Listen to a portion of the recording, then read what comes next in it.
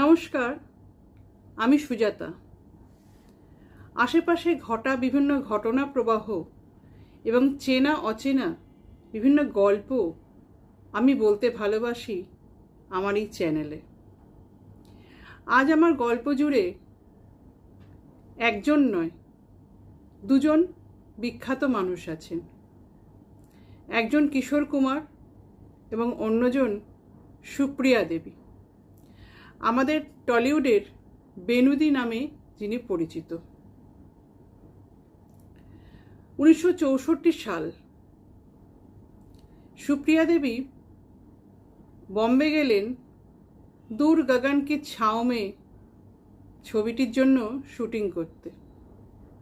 শোনা যায় কিশোর কুমারের কথাতেই সুপ্রিয়া দেবীকে এই মুভিতে নেওয়া হয়েছিল। সেখানে শুটিংয়ে এমন কি ঘটনা ঘটল যে সারা জীবন সুপ্রিয়া দেবী সেই ঘটনাটি ভুলতে পারলেন না। প্রতিটি সিনেমা জগতের আড্ডাতে সব সময় এই ঘটনাটির উল্লেখ করে গেছেন সুপ্রিয়া দেবী। কতটা তার মনে দাগ কেটেছিল সেই ঘটনাটা যে সারা জীবনেও তিনি ভুলতে পারেননি। শুটিংয়ের শেষে কিশোর কুমার সুপ্রিয়া দেবীকে হোটেলে পৌঁছে দিতেন তার গাড়ি করে। তখন মুম্বাইয়ের রাস্তা অত জনবহুল ছিল না। সুপ্রিয়া দেবী কলকাতা থেকে সবে গেছেন মুম্বাইতে। মুম্বাই তিনি কিচ্ছু চেনেন না, কোনো রাস্তাঘাট জানেন না। কিশোর কুমারের ভরসাতেই বলা যেতে পারে তিনি হোটেলে ফিরতেন, বা অনেক সময় প্রোডাকশনের গাড়িও থাকতো, কিন্তু কিশোর কুমারই তাকে পৌঁছে দিতেন হোটেলে। এরকমই একদিন কিশোর কুমারের গাড়িতে তিনি ফিরছেন। একটা মাঠের কাছে এসে হঠাৎ ড্রাইভার কিশোর কুমারকে বললেন, গাড়ি খারাপ হয়ে গেছে, গাড়ি আর যাবে না। সুপ্রিয়া দেবী গাড়ির মধ্যেই বসে আছেন। হঠাৎ কিশোর কুমার তাকে বললেন, কি করবেন এখন? গাড়ি তো খারাপ হয়ে গেছে, আপনাকে তো এখন হেঁটে হেঁটে হোটেলে যেতে হবে। সুপ্রিয়া দেবী প্রথমে একটু চমকে গেলেন। ভাবলেন, একজন ভদ্রলোক একজন ভদ্রমহিলাকে এভাবে বলতে পারেন যে হেঁটে হেঁটে হোটেলে পৌঁছাতে হবে এই অন্ধকার রাতে? তখন রাত্রি 10টা বাজে। তো তিনি ভাবছেন কিশোর কুমার বোধহয় তার সাথে কোনো মজা করছেন। তিনি গাড়িতেই বসে রইলেন। ভাবলেন নিশ্চয়ই কিশোর কুমার কিছু একটা ব্যবস্থা করবেন, কারণ কিশোর কুমার খুব মজা করতে পারতেন, এটা সবাই জানত।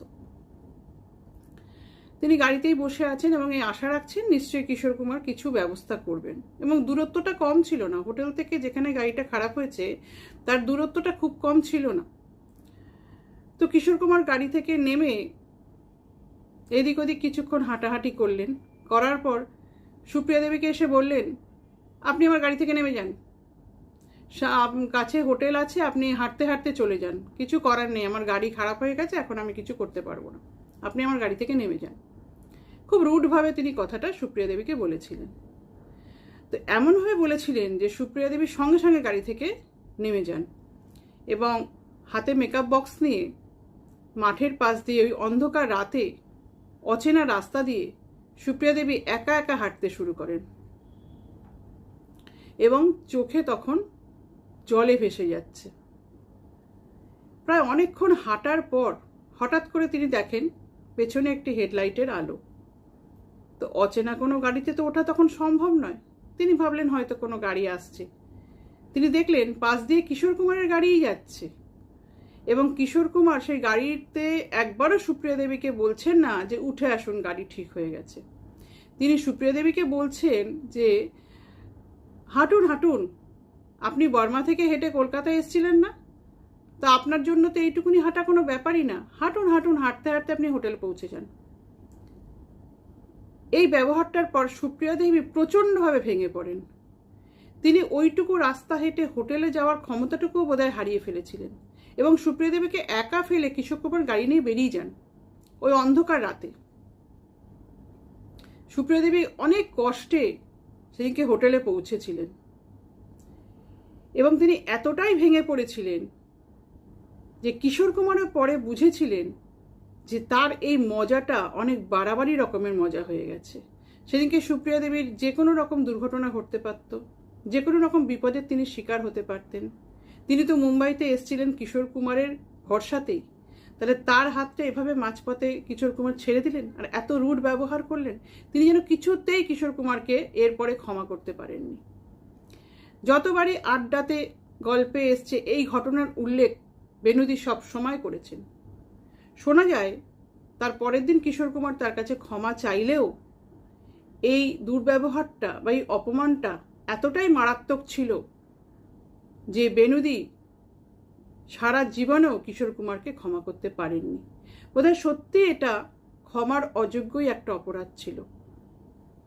যাই হোক, আজ বেনুদিও বেঁচে নেই, কিশোর কুমারও আমাদের ছেড়ে বহুদিন আগে চলে গেছেন। তবু তাদের দুজনের মধ্যে ঘটা এই অভিমানের গল্পটা আজ আপনাদের শোনালাম। আমার এই উপস্থাপনা আপনাদের কেমন লাগলো জানাবেন। আমার এই চ্যানেলটিকে সাবস্ক্রাইব করবেন, ভিডিওটি ভালো লাগলে লাইক করবেন, কমেন্ট করবেন। আশা করি খুব শিগগির আবার আপনাদের সঙ্গে দেখা হবে নতুন কোনো গল্প নিয়ে বা নতুন কোনো আশেপাশের ঘটনা প্রবাহ নিয়ে। আজ তবে আসি।